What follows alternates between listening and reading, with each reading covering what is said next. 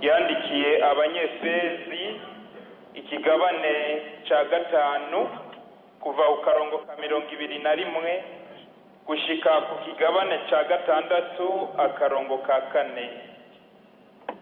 Nimugamburukiranire mu cubahiro mufitiye Kristo. Bagore nimugamburukire abagabo banyu nk'uko mugamburukira umugabo ari we mutwe w'umugore wiwe, nk'uko Kristo ari we mutwe w'Ekleziya, akaba ari we mukiza w'usanzwe ari umubiri wiwe. None rero nk'uko Ekleziya igamburukira Kristo, ni kube ariko abagore bagamburukira abagabo babo muri vyose. Namwe bagabo nimukunde abagore banyu nk'uko Kristo yakunze Ekleziya akayihebera, kugira ngo ayigire nyeranda mu kuyityoroza amazi akoresheje ijambo, ayibone ihimbaye itagira umwanda canke agatosi canke ubundi bubi namba, ibe nyeranda atamahinyu. Uko niko abagabo nabo bategerezwa gukunda abagore babo nk'imibiri yabo bwite. Uwukunda umugore wiwe aba yikunda wenyene. Erega nta n'umwe yigera yanka umubiri wiwe, ariko arawugaburira kandi akawubungabunga nk'uko Kristo agirira Ekleziya yiwe, kuko turi ingingo z'umubiri umwe. Nico gituma umugabo azoheba se na nyina akunga ubumwe n'umugore wiwe, bombi bakaba umubiri umwe. Iryo banga rirahambaye.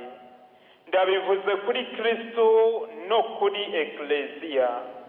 Aho rero namwe nyene umwe wese nakunda umugore wiwe nk'uko yikunda wenyene, umugore nawe niyubahe umugabo wiwe.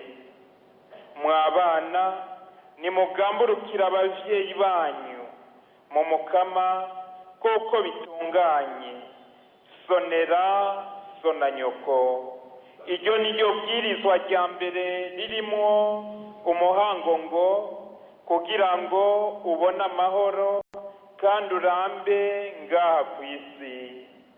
Namwe bavyeyi nimutere ishavu abana banyu, ahubwo nimubarere mu kubamenyereza ibyiza no mu kubahanura nk'uko Umukama ashaka.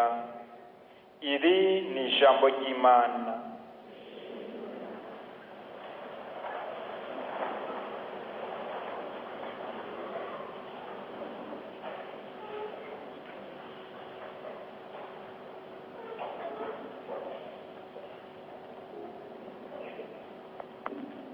Ndahimbawe cyane no gusubira kubana namwe. Ndashimiye abanyizeye bakantumira. Imana ibahezagire cyane. Ndashimiye namwebwe muri ngaha tugiye gusangira ino nyigisho. Hari abantu benshi mpora numva bavuga ngo inyigisho zari ziryoshe. Umuntu yababaza ati mwatahanye iki? ngo zari ziryoshe. Abantu benshi bavuga ngo batwigishije neza. Mugabo wababaza icyasigaye bikabagora. Kimwe rero bavukanyi no kuza mu nyigisho, ikindi ni ugukogwako. No gukogwako umuntu akagira icyo ahinduye mu buzima bwiwe. Ni vyiza ko iyo turonse inyigisho umuntu yoraba icyo zamumariye mu buzima, icyo zahinduye mu buzima, niho umuntu agenda aratera intambwe, haba mu kwemera haba no mu kuba umuntu. Hari abantu rero baryoherwa no kuja hamwe n'abandi, kandi ni vyiza bakumviriza inyigisho, ariko mu nyuma ntibakundire mutima mweranda ngo abafashe guhinduka. Hariho n'abandi bantu kandi nibo benshi igihe cyose bagiye mu nyigisho hama hari akantu kiyongerako ku buzima bwabo. Ese rero mutima mweranda yodufasha izi nyigisho twatanguye kandi tuzobandanya zikagira icyo zihinduye mu buzima bwacu, eka mbere mu miryango yacu no mu gihugu cyacu. Inyigisho y'uno munsi rero nk'uko musanzwe mubizi iza gushimikira kuri aya majambo: indero runtu n'indero rukristo. Indero runtu n'indero rukristo. Turatangurira ku ntangamarara irangiye, tugaruke kuri iri jambo ry'Imana duhejeje kumva, hama turazirikanira hamwe iri jambo indero, mu nyuma turaheza turabire hamwe indero runtu n'indero rukristo, hanyuma dusozere.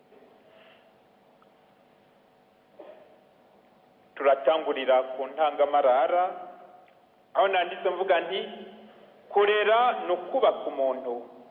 Kurera no kubaka umuntu, icyifuzo ku bavyeyi, icyifuzo ku gihugu, eka mbere no kuri ekleziya, nuko abantu baba abantu b'ingirakamaro. Abantu b'ingirakamaro mu miryango, mu gihugu no muri ekleziya. Cyo nicyo cyifuzo cya mbere. Umuvyeyi avyaye umwana yifuza ko uwo mwana azoba umuntu akomeye, umuntu w'ingirakamaro.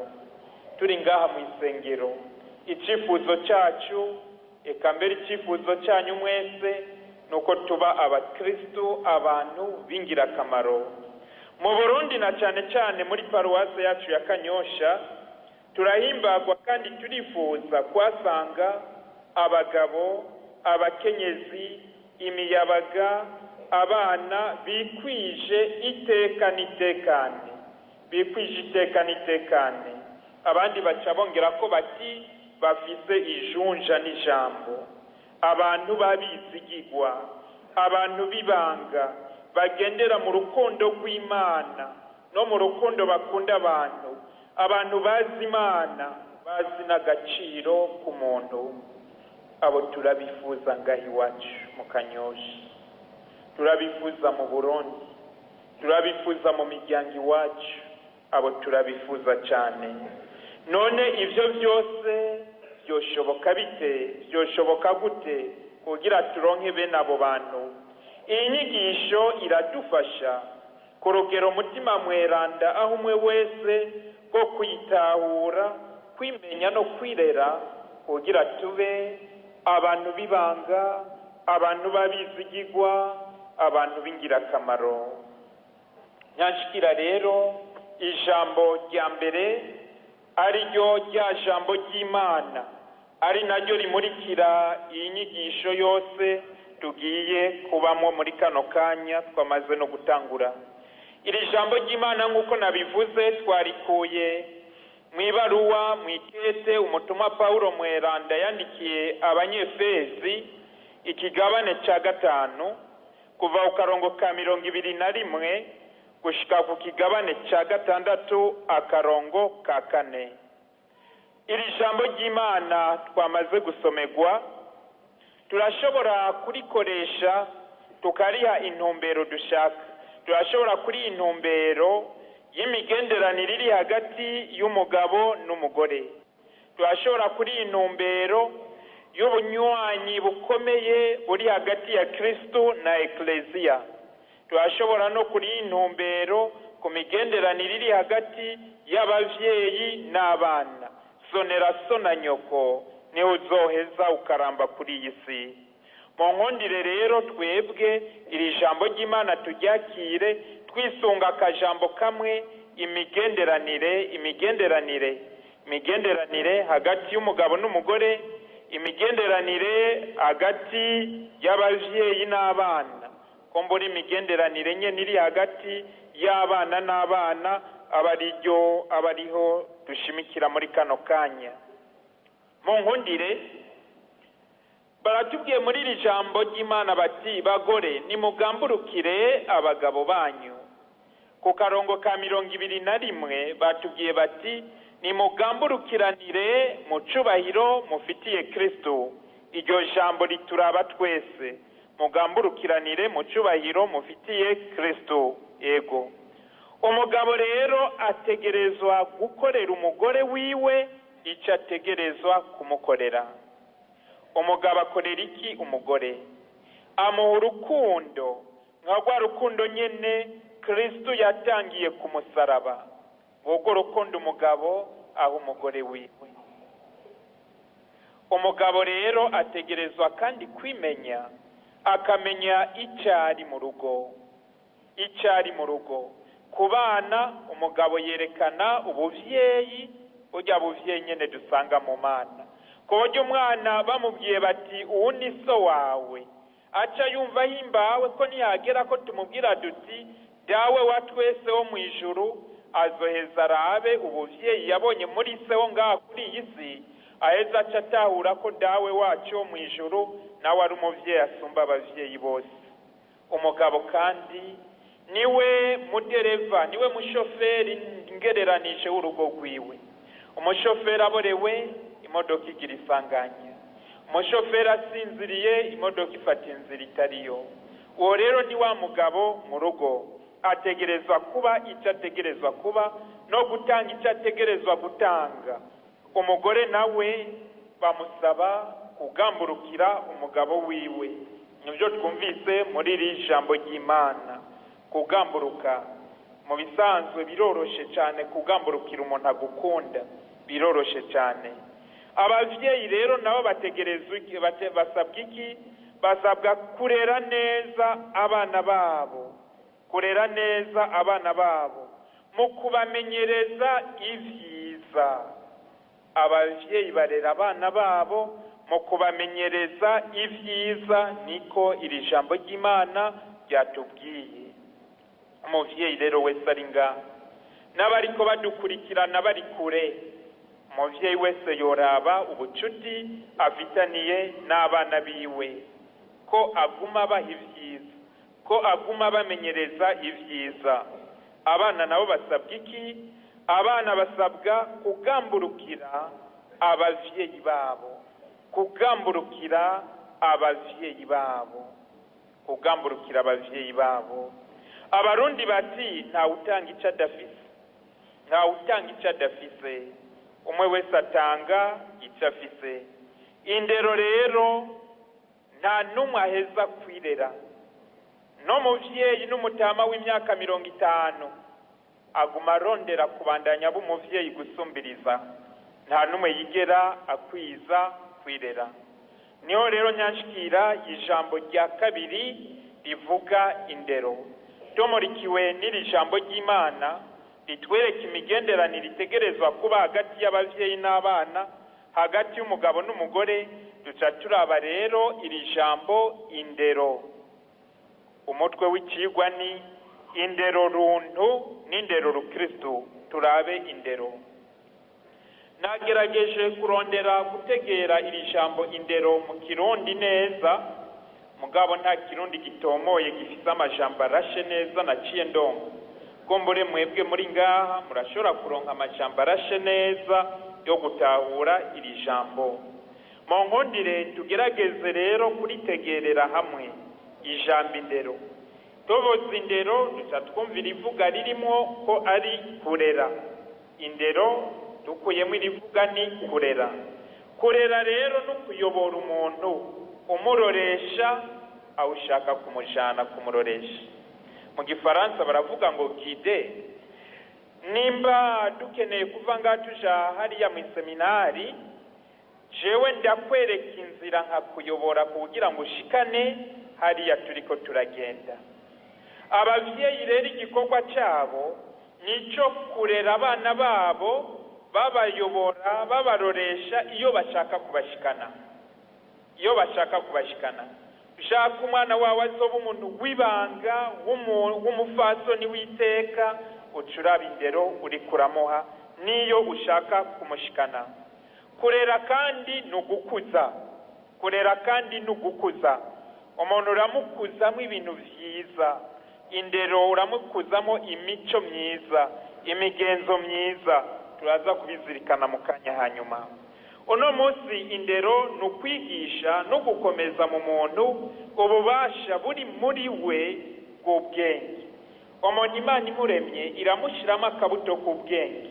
Mu kurera uwo muntu rero twebwe turakuza, tugaha n'intumbero ubwo bwenge Imana ishira mu muntu. Umuntu kandi mu kumurera ni ugukuza muri we ya migenzo myiza nabivuze, ndaza kubigaruka ko ingene umuntu avuga, ingene umuntu yambara, ingene umuntu asenga. Kurera umuntu ni ukumukuzamo ivyo bintu byose. Hariho rero n'ibijanye n'umubiri. Umuntu mu kumurera uramubwira ingene yifata kugira agire umubiri umeze neza. Kurera ni ugufasha umuntu gukura no kwibako, gukura no kwibako. Umuntu uramurera kugira ngo umurekure aje kwibako. Ni navyo muhora mubona umwana akivuka aronka ibere rya nyina akaguma mu biganza vya nyina, nyina akaba ari we aguma amuterura. Mugabo harashika igihe umwana akaja hasi, agatangura kwavura, agatangura kwiruka, agatangura kugenda kure ya nyina, agatangura kwibako umwana. Mu kurera rero ivyo birimo.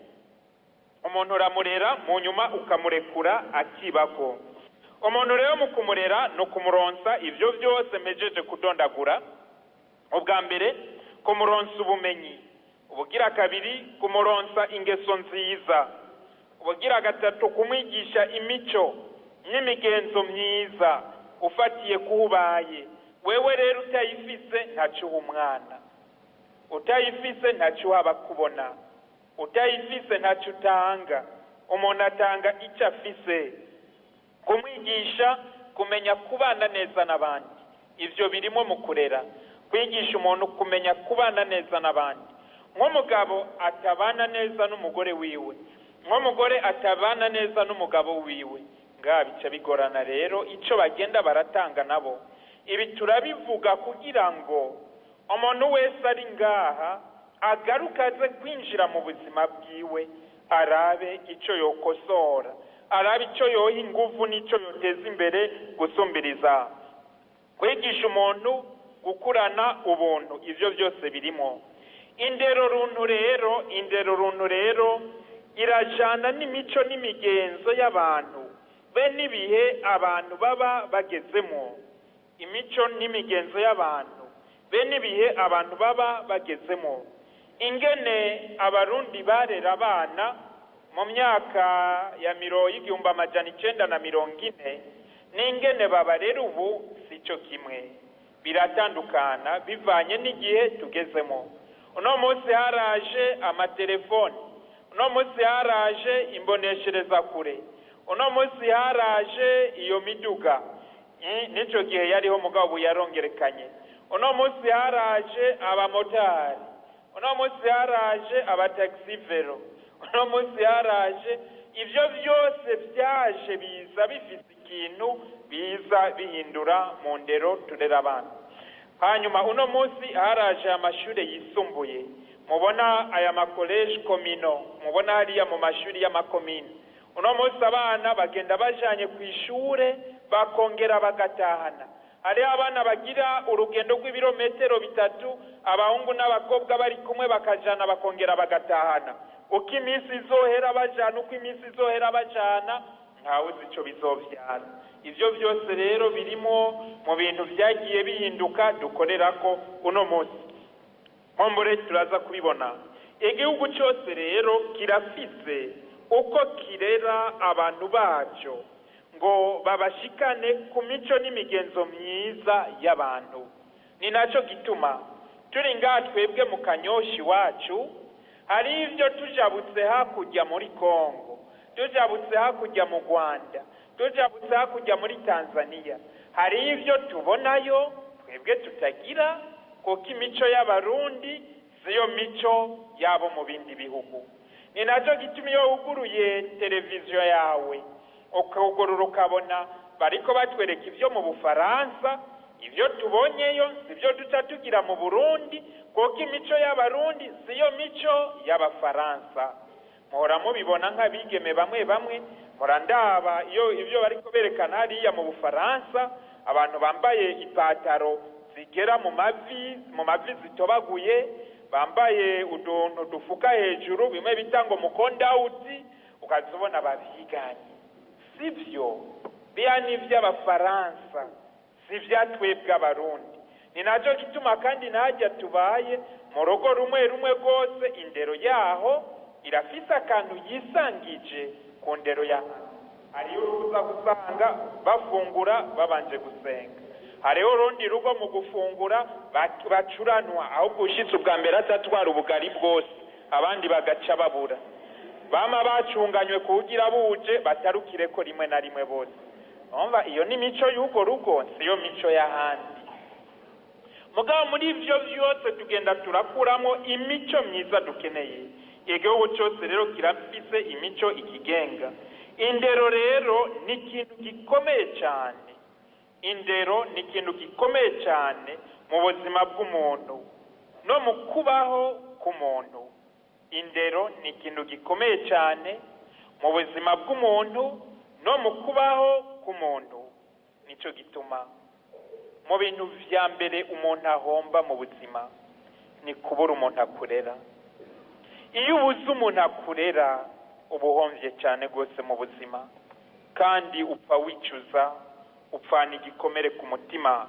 Kutaronka indero ni inzitizi ikomeye cyane ku muntu, kandi ni inzitizi ikomeye cyane ku buzima bwiwe.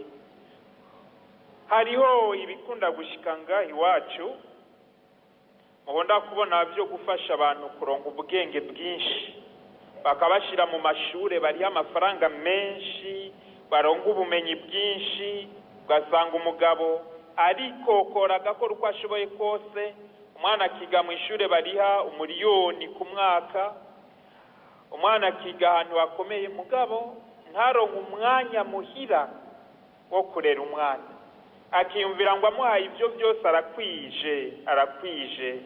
Kuba umunyabwenge, eka mbere kuba umuntu bamwe bahora bavuga ngo ikimeneke mu bwenge. Kuba umunyabwenge nibisigura iminsi yose ko umuntu aba afise indero nziza. Indero nziza irafise itangirwa, indero nziza irafise ingene itangwa, ico no kucitwararika cyane. Indero nziza niyifasha umuntu kuronka ubumenyi, ariko ikamufasha no kumenya kubaho. Indero nziza niyo niyifasha umuntu kuronka ubumenyi, ariko kandi ikamufasha no kumenya kubaho. Kuronka ubumenyi, le savoir, kumenya kubaho, le savoir être. Ivyo bintu bibiri bitegerezwa kwama biri kumwe. Ntuze kumbwira ngo uwa mbere ufise amadiploma akomeye, ngo warize kaminuza uraminuza, mugabo bica bikunanira kubana n'umugore muhira, biba bigoranye. Mugabo bica bikunanira kubana n'umugabo muhira, bica biba bigoranye. Mugabo bica bikunanira we wa mwana kugamburukira abavyeyi bawe, biba bigoranye. Aho rero nukwagabira cyane.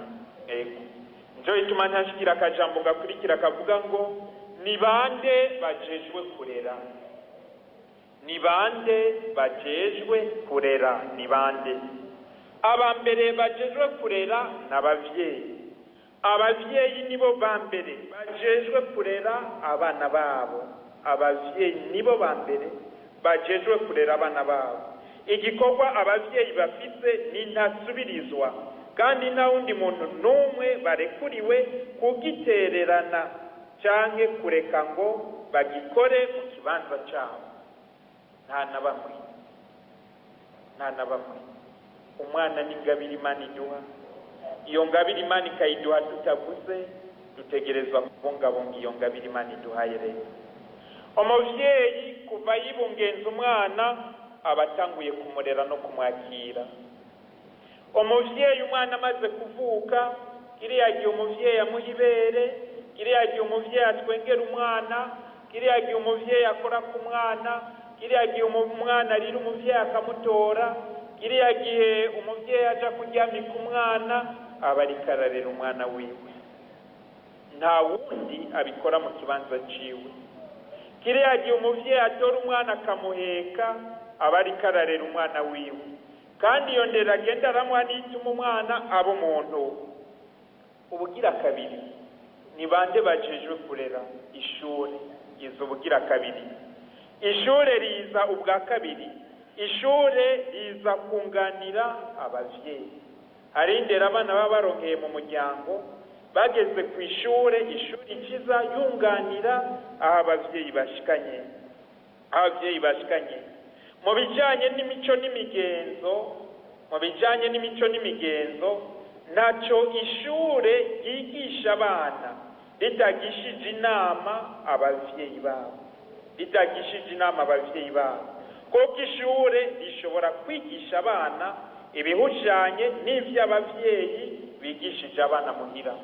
Ibi rero no kubimenya, kandi n'uburenganzira bw'abavyeyi. Abana batashe bavuye ku ishure, murafise uburenganzira mwe bw'abavyeyi bwo kubabaza ivyo bigishijwe, mugaca muraba ko ivyo bigishijwe bihuye n'indero muriko muraha abana muhira, Iyo musanze bidahuye, murafise uburenganzira bwo gushikira abo barezi ku ishure, mukababwira muti ibi muriko muha abana bacu ntibihuye n'indero turiko turatanga imuhira. Nico gituma dushimira abavyeyi b'umutima, abarezi b'umutima hariya ku ishure bagerageza kurera neza abana babo, bagerageza kubera akarorero keza abana bariko barigisha. Noneho ntawe utanga icyo adafise. Kare nariko nsoma umuntu w'umutezi w'inkuru yariko arayaga, hama rero bahamagara abana. Uwo mwigisha mu ishure yari umwigisha akaze rwose, yarakubita abana iyo batakoze amadeyade. Uwo mwigisha yarakarira abana iyo bariko bagorana mu ishure. Niho rero babaza abo bana uwo mwigisha yigisha. Umwana wa mbere bamubaza bati, inzuki zitanga iki? Turavuga inzuki zitanga ubuki. Nivyo cyane sivyo?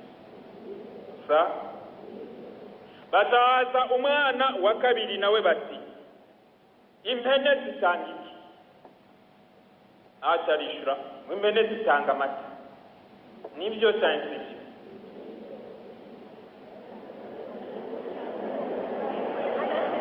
Atabaza umwana wa gatatu.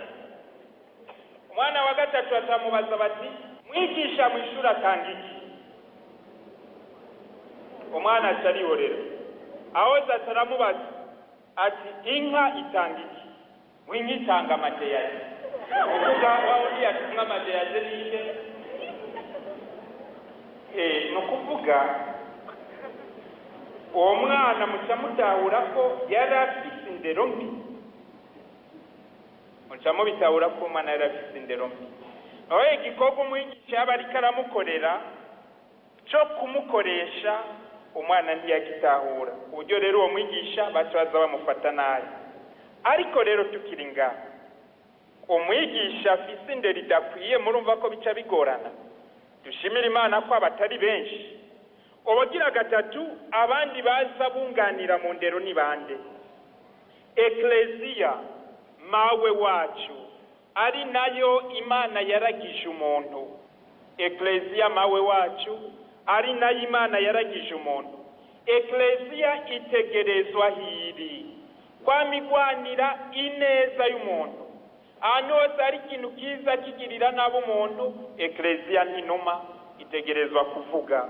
Ekleziya rero yunganira abavyeyi n'ishuri mu kuraba ko abana, eka mbere n'abantu bakuze bose bariko bararonka indero runtu be n'indero rukristo. Ekleziya ngiki gikorwa cayo rero. Mubonye abasaseredoti, mubonye abungere bacu, mubonye abamenyesha amana, mubonye barya abantu bari mu mibano mito mito bababwira bati tuyage ivy'indero. turagamburuka koko ekleziya ituronderera byiza gusa. Abandi bajejwe indero ni leta rero. Leta iraraba neza ko amategeko y'igihugu mu bijanye n'indero ari ayafasha abantu kuba abantu,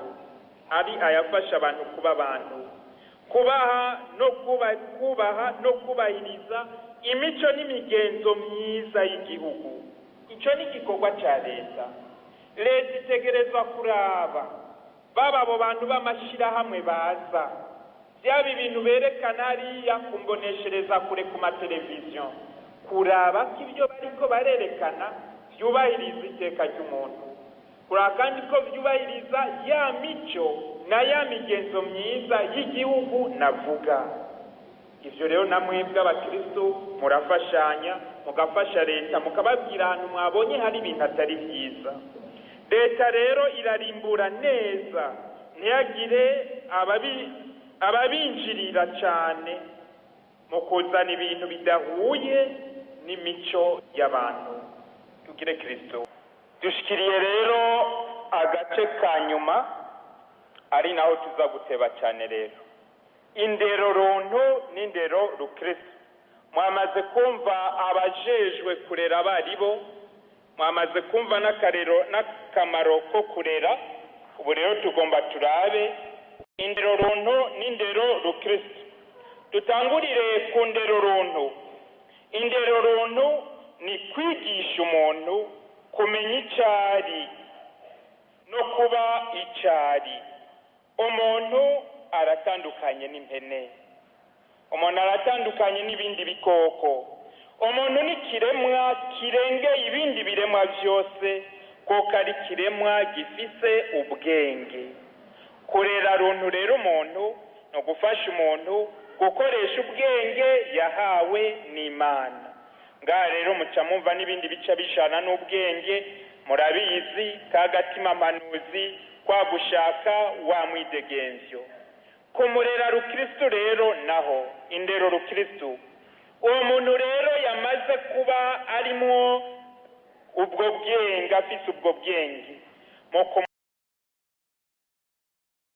ni kumenyesha umuntu, gufasha umuntu kumenya ko yaremanywe agashusho k'Imana, kandi ko ahamagariwe kwamarondera gusa n'Imana. Aha rero ni mu ruhande rugira kabiri. Turiko turera umuntu runtu, turiko turondera no kumurera rukristo.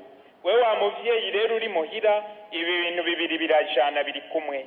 Umwana uri kuramurera uraraba ariko aronka ubwenge buhagije, kandi uraraba ko uwo mwana ariko aratahura ko arimwo agashusho k'Imana, kandi ko yahamagariwe gusa n'Imana, umuntu kandi yaremewe ubuzima budahera. Ubuzima bw'umuntu niburangira apfuye abahinduye ingene yahora abaho, abavutse ukundi gusha akavukira ubuzima buzokwamaho. Iki rero umuntu arakimenya. Dore ko turarera umuntu rukristo, turamubwira duti impene tuyiriye ibyayo biraheze. Mugabo umuntu niyo apfuye naho yopfa, ubuzima burafise aho bubandaniriza, ariho mu Mana.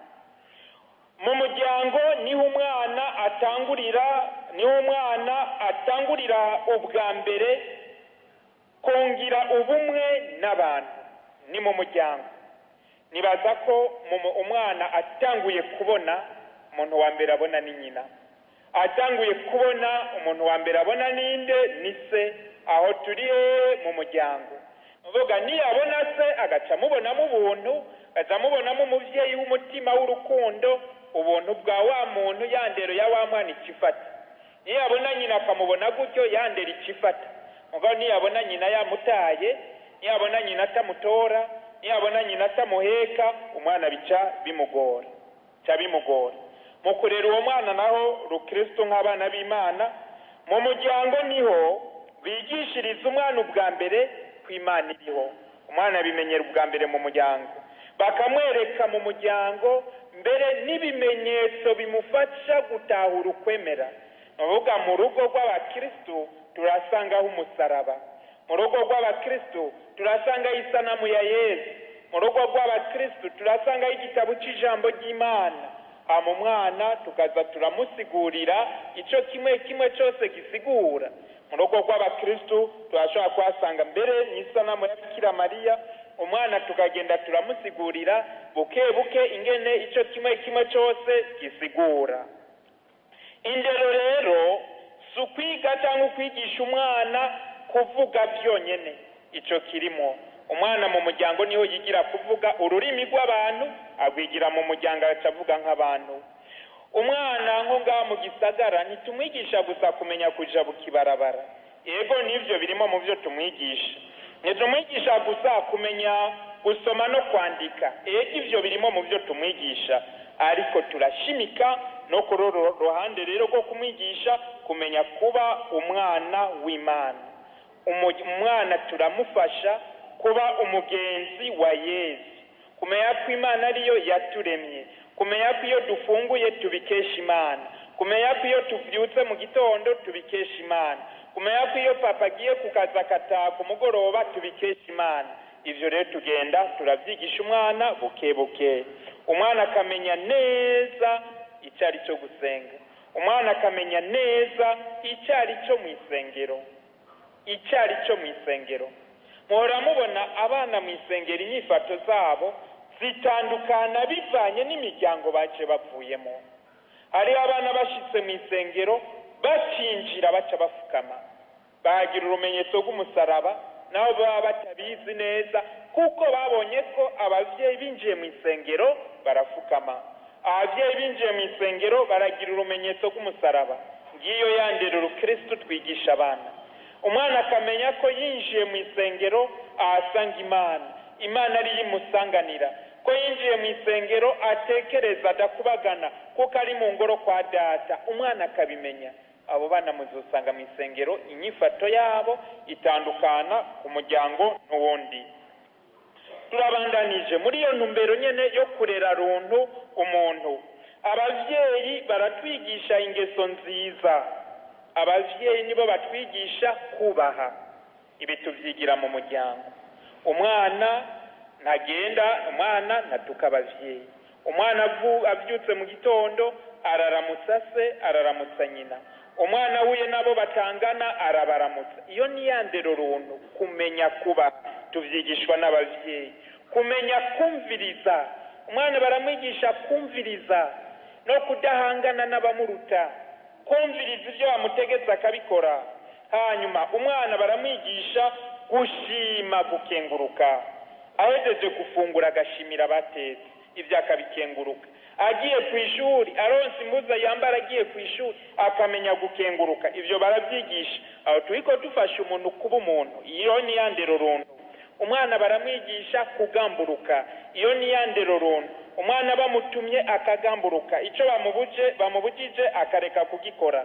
Umwana baramwigisha gukora kugira amenye kuzitunga. Umwana baramwigisha gusasa igitanda aharyama, gukoropa icyumba araramo, kugenda gufasha gutegura, kumenya guteka, kumenya koza ivyomba amasahani. Ibyo baravyigisha umwana. Kumenya kwimesurira impuzu, kumenya kwigororera impuzu, ibyo baravyigisha umwana. Iyo ni yandero runtu. Umwana baramwigisha kumenya amasaha yo kuruhuka. Kinama nakivuze, ari abavyeyi bakora ibicumuro mu kurera abana babo, baryamika bagaburira abana 5 z'ijoro. Uwo mwana azoryama ryari avyuke ryari? Umuvyeyi w'umutima arabizi, ari isaha abana baba bagiye kuryama bivanye n'imyaka abana bafise. Ibyo byose kwama tuvyibuka. Ibyo byose biri muri yandero runtu yo kurera umuntu. Barigisha umwana kuba umuntu w'umutima mwiza, umuntu akundana n'abandi, bamuhaye ibyo afungura asangira n'abandi. Ibyo barabimwigisha. Umwana baramwigisha kugira isuku ry'umubiri. Ibyo barabimwigisha. Umwana agakura abizi. Umwana baramwigisha gutandukanya neza ineza n'inabi. Ibyo baravyigisha.